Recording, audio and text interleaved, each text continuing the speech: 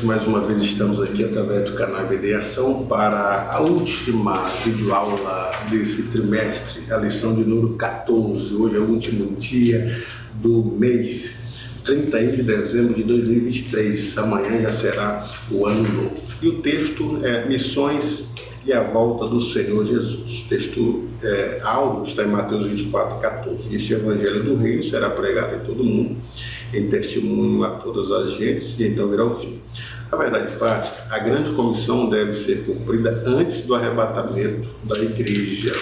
Na introdução, ele já começa dizendo assim, que a tradição pentecostal fala que o Senhor Jesus Cristo pode voltar a qualquer momento. Portanto, nós seguimos pregando o evangelho, né? Nós não vamos ficar preocupados que existem muitas nações, muitas almas que ainda não ouviram Jesus, mas Jesus pode voltar a qualquer momento, e mais mesmo assim nós seguimos pregando o evangelho. Para tratar conosco dessa lição, irmão Wesley, paz do Senhor, irmão Wesley. A paz do Senhor, pastor Gesiel, a paz do Senhor, assinantes do canal EBD em Ação. Deus em Cristo continue abençoando. Chegamos na última lição do trimestre, e até aqui vocês nos têm dado a honra da audiência. Estamos muito felizes. O ano que vem tem novidades, inclusive, mais uma vez aqui dizendo, e que Deus em Cristo abençoe a todos nós e tenhamos uma excelente aula de fechamento do trimestre. Irmão Wesley, nós estamos tratando de missões e a volta de Jesus. E nesse primeiro tópico, alcançando o mundo até que Cristo volte, ele diz que este evangelho do reino será pregado. Mateus 24, é um versículo muito discutido, nós não vamos discutir ele aqui nas suas pormenoridades, porque já falamos inclusive na lição passada. Você pode voltar aí na lição de número 13 e ver o que nós falamos algo a respeito, até porque não é uma aula de escatologia ou uma lição escatológica, estou falando de missões, mas que envolve também o reino de Deus. Lógico que o reino de Deus, quando a gente fala do reino de Deus, ele é muito abrangente. O reino de Deus, ele começa com Cristo. Quando ele veio, já começa o reinado. Ele disse para os discípulos assim, em Mateus 28, se eu expulso o demônio é porque é chegado a vós o reino de Deus. Então o reino de Deus já estava presente com Cristo, libertando pessoas. Quando Paulo diz assim, ele transportou pessoas do reino das trevas para o reino do Filho do seu amor, falando de libertação. Quando libertamos pessoas pelo nome de Cristo, quando há salvação, quando há libertação, é o reino de Deus chegando para essas pessoas e trabalhando no coração. O reino de Deus começa no coração. O Senhor Jesus Cristo disse para os discípulos também, alguns de vocês não verão a morte sem que vejam chegado o reino de Deus com poder. Então o reino de Deus, ele começa no coração do homem. Quando Jesus Cristo falou em São João 14:23, se alguém me ama, guardará minha palavra, e meu Pai o amará. E viremos para ele e faremos dele morada. Começa aqui no nosso coração, ele reinando no nosso coração, depois libertando pessoas e vai se expandindo até chegar ao milênio. O milênio é o ápice do reino de Deus, irmãos. Inclusive, muitas das coisas que a gente tem com relação ao reino de Deus vai acontecer nesse milênio, que é o tempo de cumprimento de promessas, né? Onde haverá uma plenitude espiritual, uma plenitude do reinado de Cristo, onde vai inclusive haver restauração de justiça, prosperidade inclusive, enfim, é nesse reino que nós esperamos, né, que isso aconteça. Agora, a volta de Jesus, ela é iminente, né, como diz a própria introdução aqui, e queiramos ou não, creiamos ou não também, Jesus voltará, e isso independe de qualquer sinal ou ação, quer seja da igreja ou do mundo. O que nós podemos dizer é o seguinte, irmão Wesley, então a volta de Jesus, ela não está condicionada à igreja, não está limitada à evangelização da igreja. É uma ação da igreja. É uma ação da igreja, que significa dizer assim, que se a igreja deixar de pregar por algumas nações, Jesus não vem. Exato. É de interesse que a gente pregue o evangelho por todas as nações. Agora, se a igreja negligenciar, isso não vai atrasar a volta de Jesus. Ele vai protelar, tá? Não vai protelar, porque a volta é iminente. Claro que, como a lição anterior diz, que a gente recebe juízo, vamos receber julgamento por negligenciar uma atividade de não evangelizar, mas que ela não vai retardar, não vai, como se diz, postergar. Exatamente. Se a gente deixar de evangelizar. Existem muitas nações hoje que ainda não foram alcançadas. Eu tenho referências, e eu poderia trazer para vocês, de que há nações que nunca ouviram sequer a palavra Bíblia ou a palavra Jesus. E com isso, nós poderíamos dizer assim, então Jesus não vem agora, porque as nações então têm que ser alcançadas, então não virá agora e viver uma vida tranquila. Não, ele virá, independente se a gente vai pregar ou não, a igreja será responsabilizada pelas suas atitudes ou negligência de não pregar o evangelho a toda criatura, não é? Exatamente, exatamente. Então, nos atentemos para isso, tá? Para que nós não possamos criar uma fantasia na sala de aula, professor e professor, nós professores somos responsáveis por isso, onde as pessoas possam dizer, mas então Jesus não vai voltar agora, porque se nós em 2023 temos 3 bilhões de pessoas que ainda não ouviram falar de Jesus, quando que essas pessoas vão ouvir falar para que Jesus possa então voltar? A volta de Jesus não depende nada disso. Assim como para uma pessoa morrer não depende dela saber que existe Jesus ou não. A gente tem pessoas em todos os lugares do mundo onde o evangelho é inatingível ainda, que tem pessoas morrendo. Deus usará de todos os seus meios para fazer o julgamento dessas pessoas, né?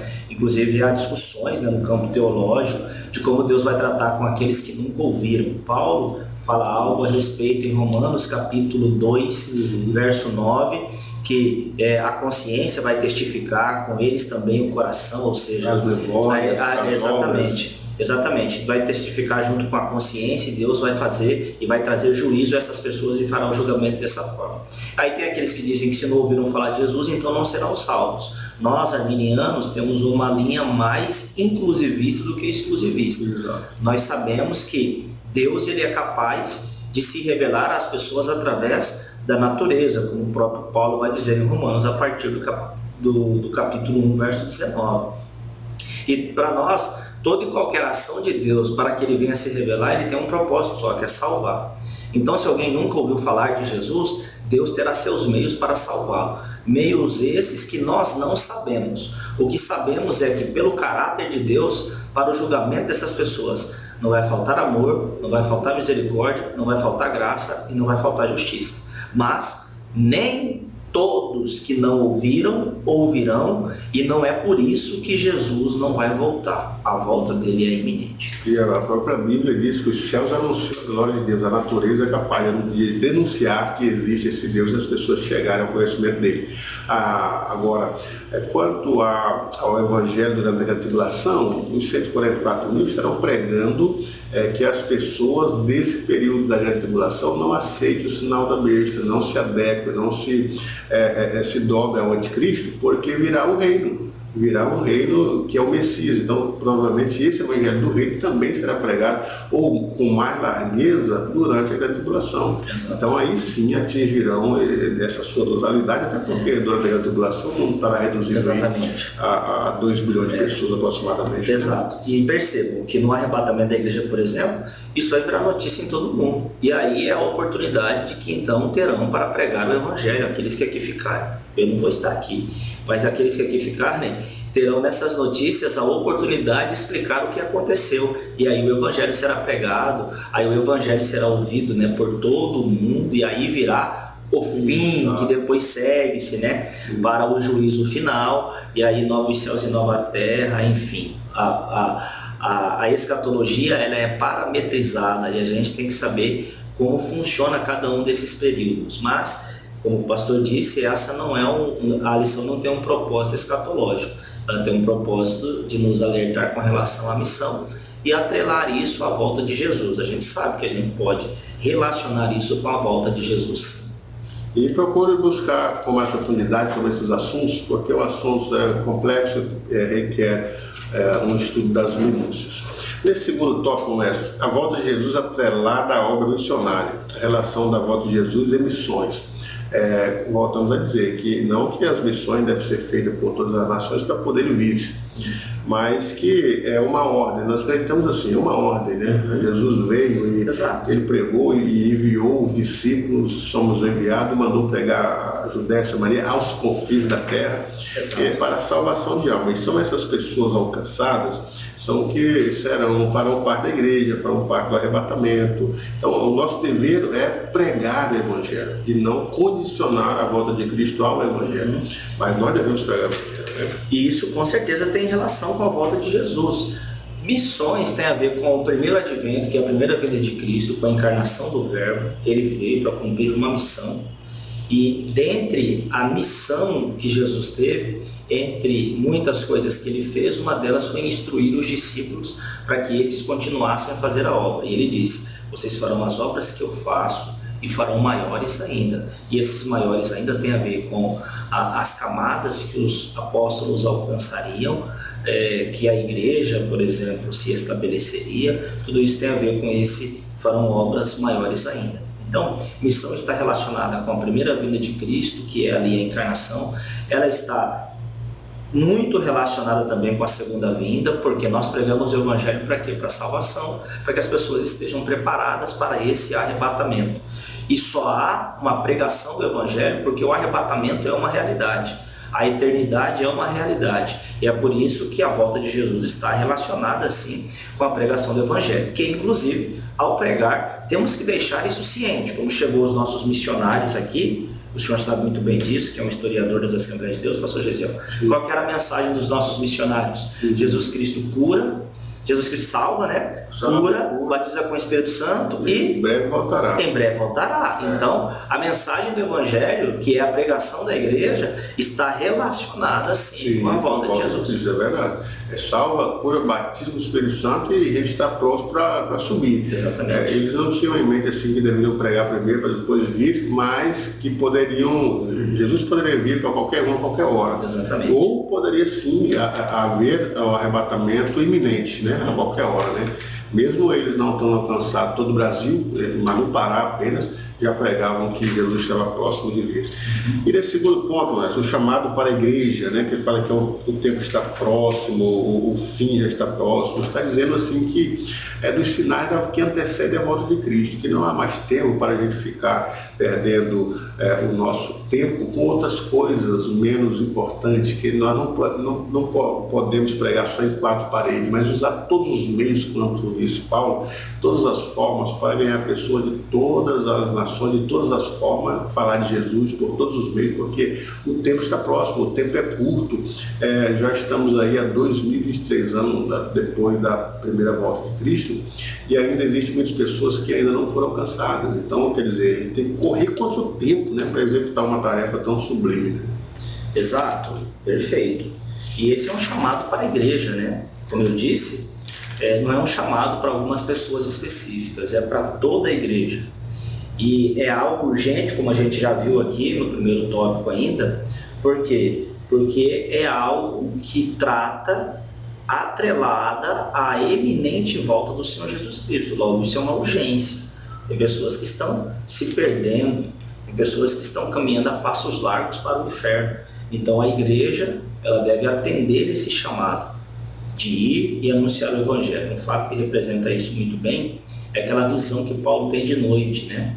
Quando ele então percebe que tem alguém o chamando: passa a Macedônia e ajuda-nos, ou seja, vem para cá, para a Macedônia, ajudar-nos, né? Porque nós estamos em sérias condições espirituais. E aí a igreja tem que ter sensibilidade para atender esse chamado e ir em busca dessas almas que estão aí perdidas, né? Aos becos, aos valados, às bocas de fumo, às cracolândias da vida, ou seja, onde houver perdido, ali tem que ter uma atuação da igreja, porque é a igreja que recebeu esse chamado.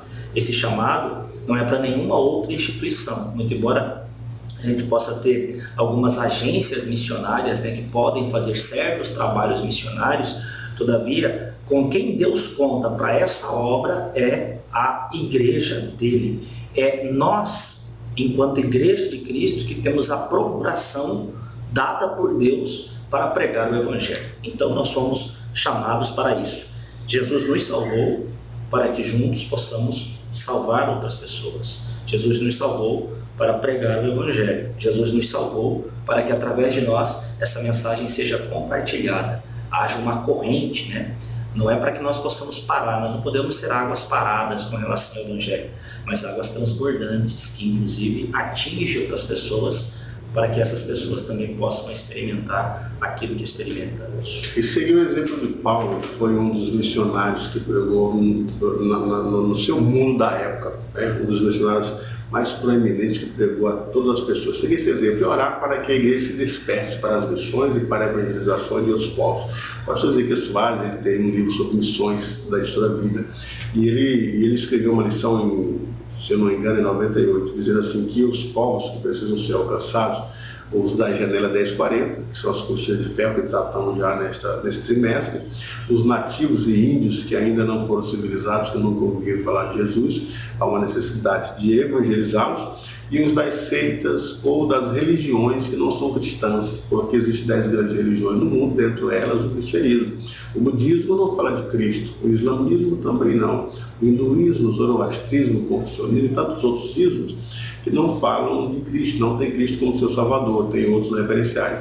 E são povos que devem ser alcançados com o Evangelho da salvação para serem salvos. Você concorda com ele, irmão, sobre essa perspectiva?